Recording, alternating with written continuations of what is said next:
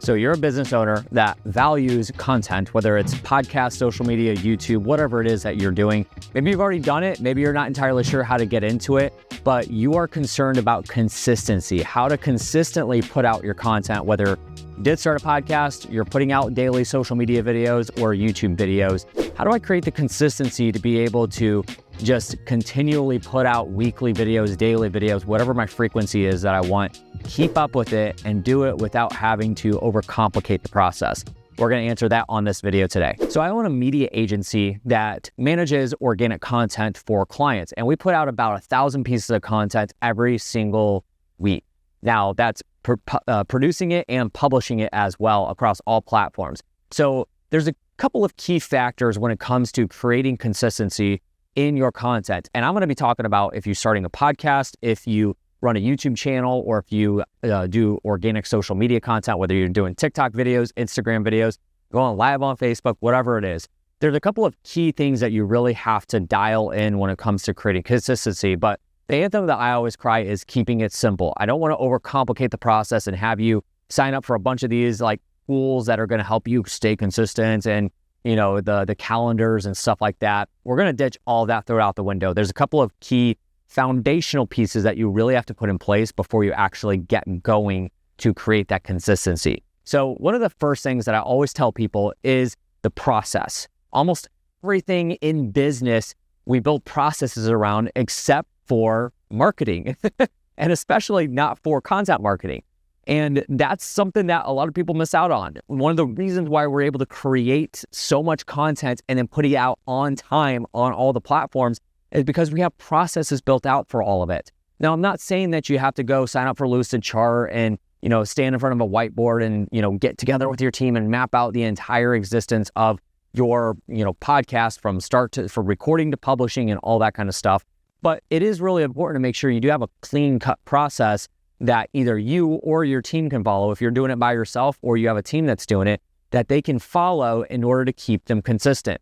If I've learned anything in the marketing, media, content world, it's that if you are a creative that is managing content, whether it's managing a podcast, social media, any kind of video content, one of the things that I always talk about when it comes to these types of people, creatives, is that they have no sense of urgency, they are perfectionists, and they're horrible with timelines. That's the three key things that you have to manage. And if you don't have processes and procedures in place to hold them accountable for that, then those that three-headed monster is going to surface at any given moment. You don't know how many teams I've worked with where they literally come to work with me and they may have 4 or 5 people on their marketing staff, but they don't have anybody that can stay consistent with putting content out. And that's a big struggle that they deal with. And so they hand it to us because they know that if they sign up to have us put out 1 podcast a week or 2 podcasts a week or 1 social media video a day, that it's going to get done and it's going to happen. And the only way that we can do that and hold our team accountable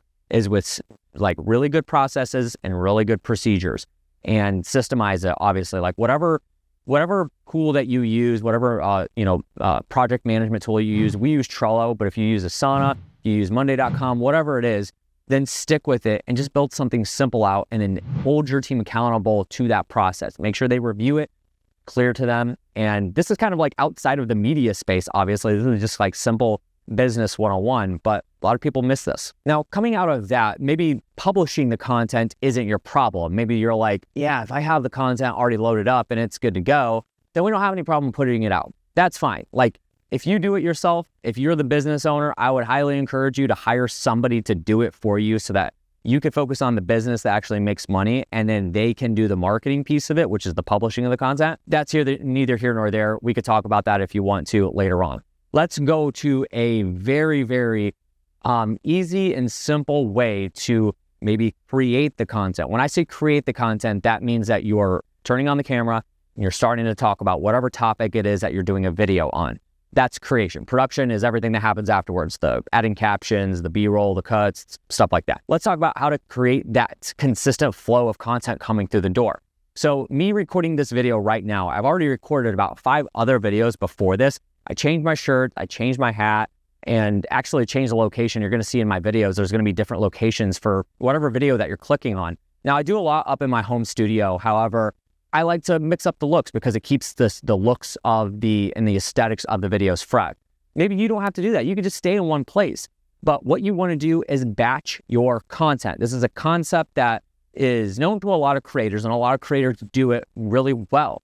Basically, you take a day out of the week, a day out of the month, or a day out of the quarter, and you just rip out all the content that you need to for that amount of time. So for me, I like to do it once a month. I will sit down for roughly about 4 to 5 hours, rip out all of my content, and then my team can get it edited and published throughout the entire month. I don't have to worry about it for the next 29 days or 30 days or whatever that month, how many days are in that month. I don't have to worry about it because it's already done. So I have that marked in my calendar. Here's the content day that I'm going to be recording all my stuff, and I just rip it all out at once, get it over with, and then I ship it off to my team, and then they do it. Now, depending on what you're talking about, I know I have a client one time that we worked with him for many, many years, and he does daily financial news where he actually gets on, does a live stream, and talks about what's going on in the world that day. So it's like a live up to date. When it comes to that, obviously you can't batch that kind of stuff. That's an anomaly. That's something where it's like, that's very rare for a content creator to do something every single day about one specific topic that's happening like here and now. You are somebody that's probably able to record ahead of time and then put it out later. So let's just have the assumption that that's you. Batching your content is going to be the best way to do it. Now, obviously, you have to understand your capacity. Are you able to do once a week? Are you able to do once a month? Are you able to do once a quarter? Now, for me, we put out roughly about 2 YouTube videos, core YouTube videos weekly, and then we have 2 podcasts that go on. So I know every single week I need to have 2 fresh YouTube videos that are loaded up for my team, that are pre-recorded, and that they can edit and publish. So I'm sitting down to record a month's worth of content, which is 2 videos a week times 4 weeks. That's 8 videos that I got to record today in order to be able to load that up on the pipeline and stay ahead. You don't want to fall behind, because then if I go on vacation, I get busy, I'm going on at a business mastermind or whatever it is, then, that kind of stuff happens, and then you don't record the content. For you to record the content on the day that it's going to go out is ludicrous. It's going to be really hard for you to keep up with, and it's just not going to happen. Now, there's another anomaly. I have clients that are in the real estate investing space that say they do property walkthroughs. You can't really batch property walkthroughs because a lot of it depends on what's going on at the property that you're walking through. Maybe there's a certain event that's happening. But just remember, while you're out there, record the content. You can hold on to that content. Doesn't have to go out today. You can record the content, and then it can go out, a week or 2 later. That's something that you really need to be, thinking about. And of course, if you're a realtor, you're showing a house and you want to get it out right away, there's anomalies to this, guys. But for the most part, for your drumbeat of consistent content, just batch it, and it's going to be the best way for you to be able to get your content out consistently. One of the next things that I really am stern about, because we've done this for many years. I've been in the content space for 13 years now, and I've used just about every tool that's out there, processed everything, hired many, many people to plug and play into specific areas of what they're doing, whether it's a graphic designer, a video editor, a content writer, or whatever it is. And I am very dead set that using a content calendar is not the best way to stay consistent with your content and build your pipeline out. Here's what I would recommend. Here's what we do in our business and what we recommend for other people. We've built out for other people as well. Is I went back, earlier in the video, I talked about a project management software. Whatever project management software you use, we use Trello. Could be very similar to Asana or Monday.com or, whatever else that you're using. Build a board, and then you have content and you can use labels. For instance, if my video editor created Monday through Friday's videos for my content to go out, each card will have a label on it that is labeled for the day that it goes out. So red label might be Monday, green label might be Tuesday, pink label might be Wednesday, and so on and so forth. But putting it on a calendar, for some reason, just visually, it's kind of difficult for people to and I know this is the most simple thing, and it's are you serious, Josh? You're literally talking about this? But I'm telling you, I've seen it all, and people that use content calendars, there's very few of them that keep up with it and actually maintain a consistent flow of content and are successful at it at the end of the day. But if you build this kind of a list of your content that's going out, and it goes from one column to the next. So column A might be raw content. Column B might be edited content. Column C, approved by quality control. Column D, published. And that's literally what our pipeline looks like If you build it out that way, it just goes, you might have a strand of, if you do 1 video a day on social media, you have 7 cards, 7 videos. And once Monday's video gets edited from Raw, it moves here. Then once it gets quality checked, it goes here. Then it goes to published, then it goes here. And then now you have this massive pipeline of content that's been published. That is a process. It's not just a calendar. And there's many tweaks that you can do within the project management software. But to me, that's the best way to go about staying consistent with your content. And it's so simple. You're not going to have to outline your 30-day content plan and stuff like that. It's just a pipeline. That's really all it is. It's an assembly line if you want to look at it that way. But I'm very certain on that. I think that works the best. And the people I've implemented it for and use it for in our business I've never seen anybody not have success with it. And with content calendars, I just see people talk about it all the time and then they just never use it. The last thing I want to talk about, but I'm going to do a whole separate video on this later on, so you can check that out. Make sure you subscribe so you can get notified when that video comes out, is personnel. Obviously, if you are the owner of the business, it's unrealistic for you to think about you running the business, you recording content, editing content, publishing content, and then you do it every single day. Every single day, you're putting out your videos, putting them out on YouTube, then you have to record your podcast, and you have to record it, you have to edit it, you have to write copy for it, and then you have to publish it. It's unrealistic for you to do that. So hire it out. When it comes to personnel, don't be afraid and don't be stingy to hire somebody that's a professional at what they do and to manage it for you, so that all you have to do is record the content. That's all you're responsible for. And then you can let them do their thing.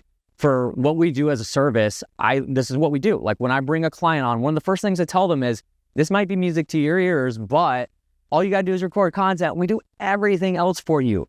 And it is beautiful for a lot of people because they know they need to do this, but they have a business to run. They can't just run a content. That's a whole full-time job for somebody or a service provider to manage for them. So literally, if I work with a client, they're not all they're responsible for is recording the content. And then we have a process for them to get it to us, and they do nothing else after that, all the way through publishing and management of it. So I encourage you, don't be cheap when it comes to this kind of stuff. When it comes to finances and stuff like that, you really want to make sure that you have a professional doing it. But what we don't invest in a lot as business owners is our own reputation. And if you hire a, $3 an hour virtual assistant that is okay, but then you got to handhold them the whole time, and they're not doing a really high quality job at, creating your content, you have grammar issues and misspellings on your captions on your videos and all kinds of one of the mistakes that you did in the podcast didn't get cut out and then it goes public. That's your brand. That's you. And you want to go cheap on that?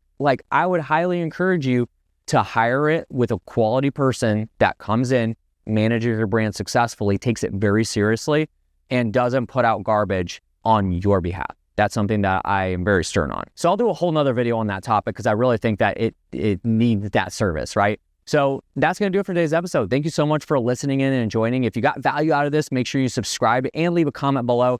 Share this with your friends, and I'll see you guys on the next one. Take it easy.